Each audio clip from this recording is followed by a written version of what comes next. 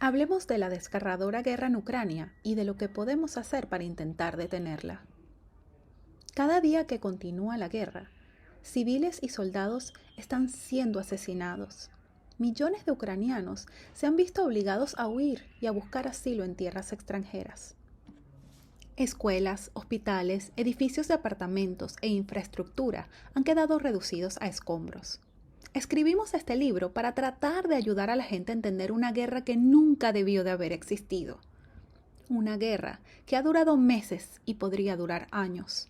Una guerra que podría llevar a una confrontación nuclear. Una guerra que debe detenerse.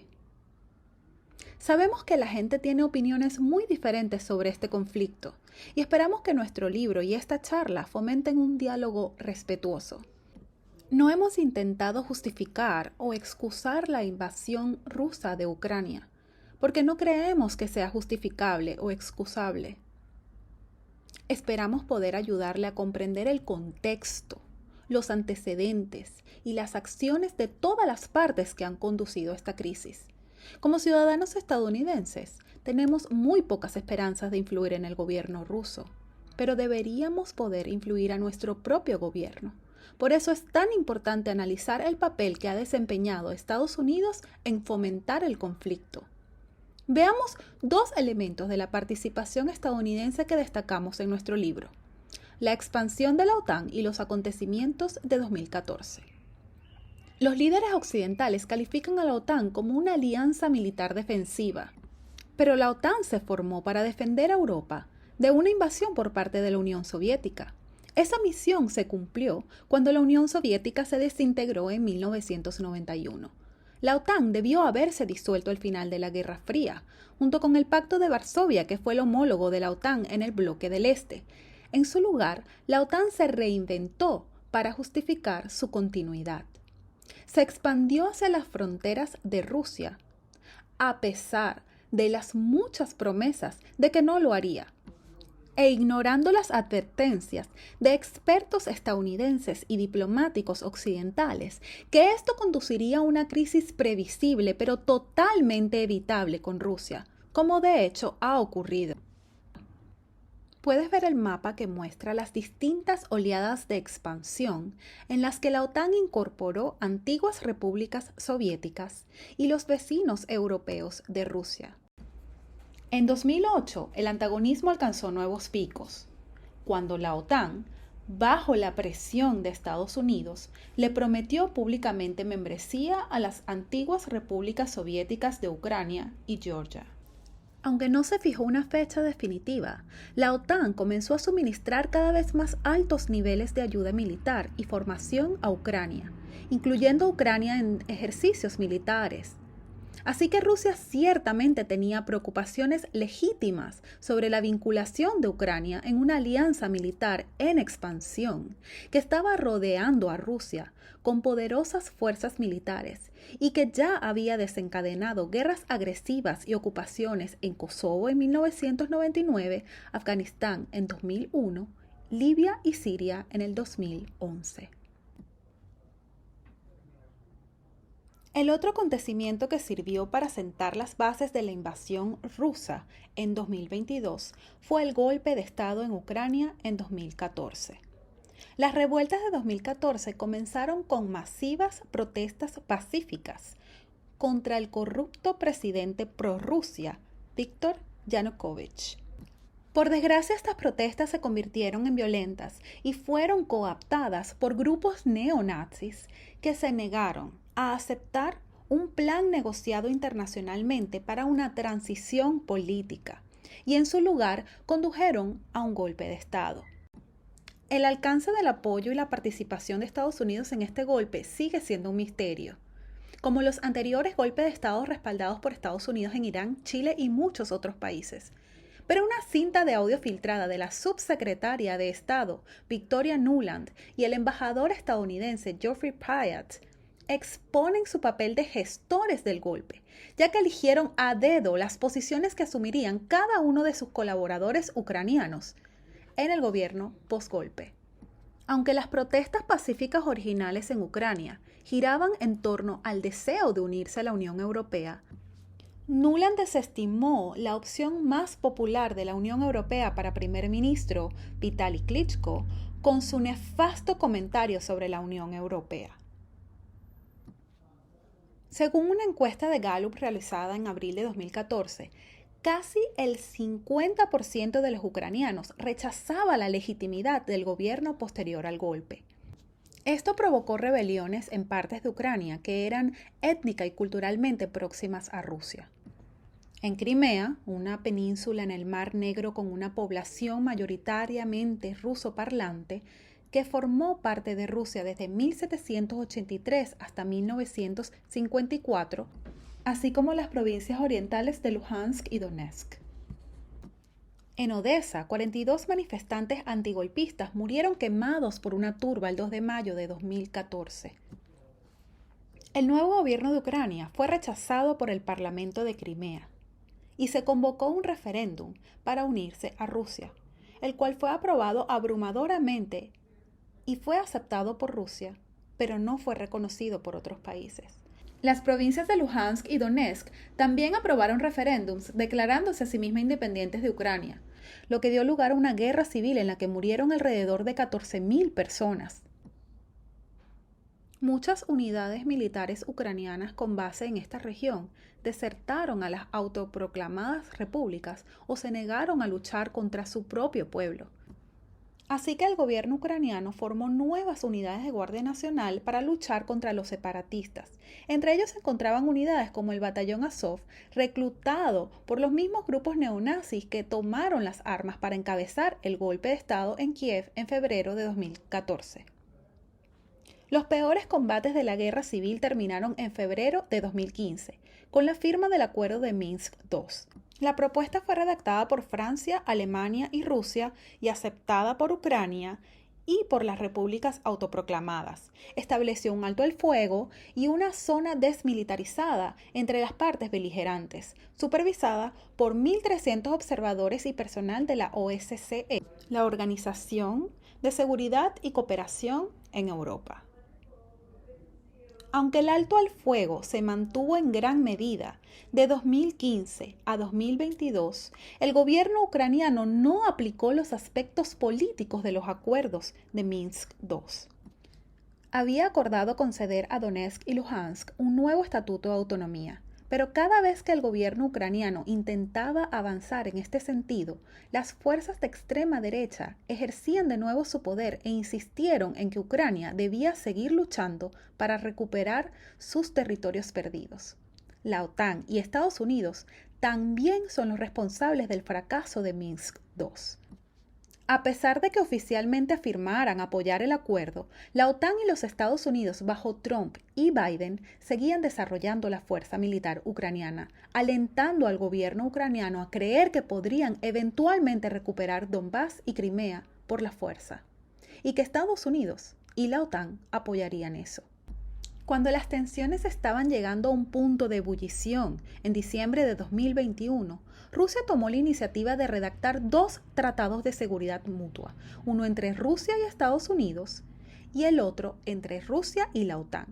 Estos no eran exigencias inflexibles, sino borradores para la negociación. Por desgracia, Estados Unidos y la OTAN rechazaron sumariamente las propuestas de Rusia, fortaleciendo el ejército de Ucrania. Prometiendo a Ucrania membresía en la OTAN y descartando las negociaciones, Estados Unidos y sus aliados convirtieron a Ucrania en un arma peligrosa en su reavivada Guerra Fría contra Rusia. Luego, días previos a la invasión rusa de febrero, los observadores del alto al fuego de la OSCE documentaron miles de explosiones en torno a la línea de alto al fuego en Donbass, sobre todo en el lado de Donetsk y Luhansk, indicando una importante escalada de fuego de artillería por parte de las fuerzas gubernamentales ucranianas. Así que incluso en las causas inmediatas de la guerra, es engañoso describir la invasión como no provocada, como Biden y funcionarios estadounidenses lo hacen habitualmente. Para principios de 2022, Rusia había acumulado grandes fuerzas militares cerca de la frontera bielorrusa y su propia frontera con Ucrania, al tiempo que negaba que tuviera planes de invadirla. También formalmente reconoció a las repúblicas populares de Donetsk y Luhansk como países independientes. El 24 de febrero de 2022, Rusia invadió. La invasión fue ilegal por muchos motivos. No fue un acto de defensa propia y ciertamente no fue autorizada por las Naciones Unidas. Según el derecho internacional, incluido el Pacto Briand-Kellogg y la Carta de Naciones Unidas, la invasión fue un crimen ilegal de agresión. Rusia no solo trasladó sus fuerzas invasoras a Donbass para apoyar a las repúblicas separatistas, sino que también lanzó una ofensiva hacia la capital, Kiev, y a la segunda ciudad más importante, Kharkiv, en el noreste y por el sur de Ucrania desde Crimea. En general, los analistas occidentales coinciden en que Rusia debió creer que podría tomar rápidamente Kiev e instalar un gobierno amigo, pero se encontró con la fuerte resistencia de los ucranianos y se vio obligado a retirarse del norte. Los vecinos occidentales de Ucrania respondieron a la invasión, concediendo asilo a millones de refugiados, mientras que Estados Unidos y otros países de la OTAN enviaron a Ucrania armas por un valor de miles de millones de dólares, intensificaron su formación de militares ucranianos y le proporcionó inteligencia para atacar con precisión importantes objetivos rusos. Ha habido poca o ninguna rendición de cuentas por la cantidad de armas que se han enviado a Ucrania. Hay informes que indican que solo el 30% de ellos podrían realmente llegar a las líneas de combate, ya sea porque son destruidas por misiles rusos o colocadas en el mercado negro donde podrían acabar en manos del Estado Islámico, neonazis u otros grupos peligrosos en todo el mundo. Precisamente por eso, el Congreso de Estados Unidos prohibió la transferencia de armas estadounidenses al regimiento Azov en 2018, ya que se convirtió en un imán y en un centro neurálgico para las redes internacionales de militantes de derecha. Sin embargo, después de la invasión rusa se levantaron todas las restricciones y miles de toneladas de armas de avanzada han entrado por la frontera polaca. Había tan poco debate sobre esto en Estados Unidos que cuando el Congreso aprobó un enorme paquete de 40.000 millones de dólares para Ucrania, con la mayor parte del dinero destinado a armas, cada vez más letales para hasta otra década, ni siquiera un solo demócrata votó en contra. Ni siquiera la congresista Barbara Lee, quien emitió el único voto sabio y profético contra la desastrosa guerra en Afganistán en 2001. En nuestro libro explicamos las negociaciones de paz en Turquía en marzo que podrían ya haber puesto a fin a esta guerra y el papel en gran medida no divulgado de los gobiernos de Estados Unidos y Gran Bretaña para acabar con estas conversaciones. Las conversaciones durante el primer mes de la guerra produjeron los contornos de un plan de paz de 15 puntos para un alto al fuego, una retirada rusa y un futuro para Ucrania como un país independiente, pacífico y neutral. El 27 de marzo de 2022, el presidente Zelensky, en audiencia de la televisión nacional, dijo: "Nuestro objetivo es obvio, la restauración de la vida normal en nuestro estado natal lo más pronto posible". Según el proyecto de acuerdo, Ucrania no sería ni un aliado militar de Estados Unidos y la OTAN, ni de Rusia, sin bases o instalaciones militares extranjeras en su territorio. Y Ucrania obtendría garantías de seguridad de otros países.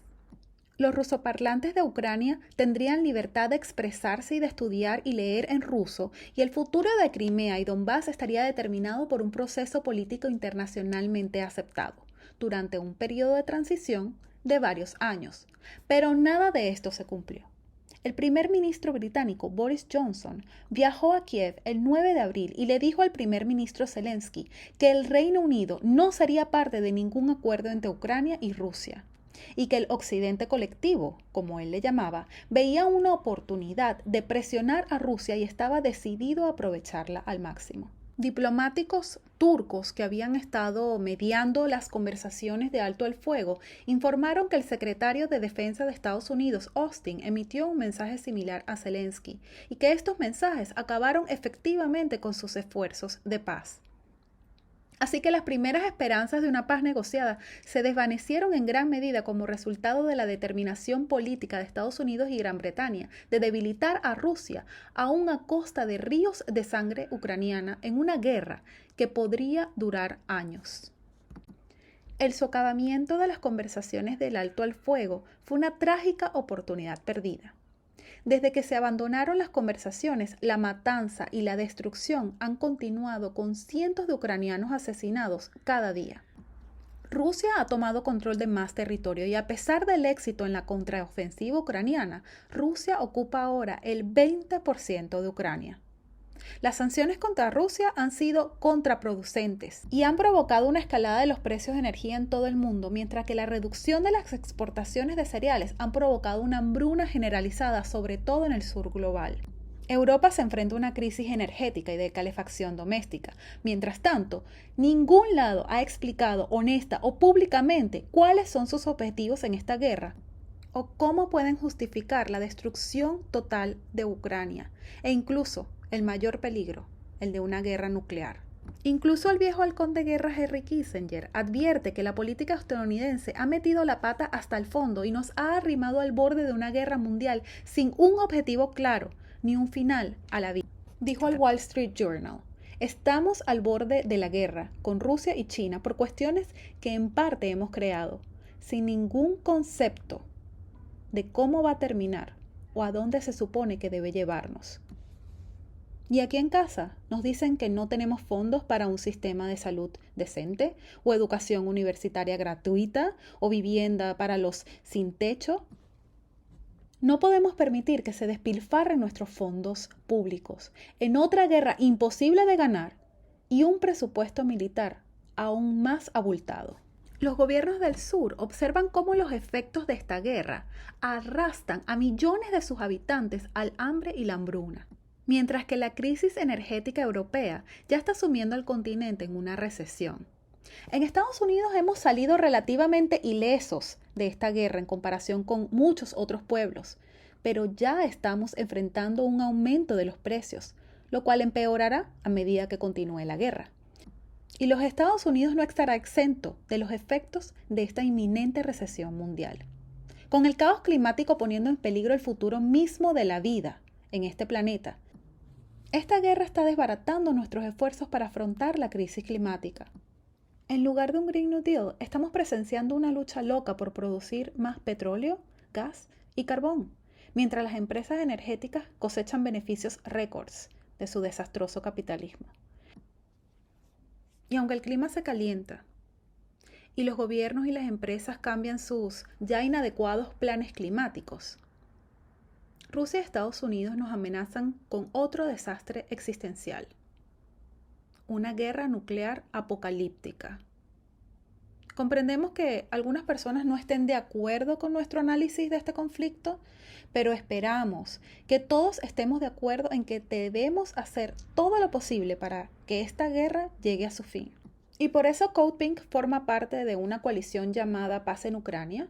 Nosotros presionamos a nuestros congresistas y a la Casa Blanca para que hagan un llamado a negociaciones, a los medios de comunicación también para que promuevan la voz de los pacifistas. Hacemos llegar nuestros mensajes a través de las redes sociales y educamos al público, lo cual incluye llevar nuestro libro a bibliotecas y a aulas.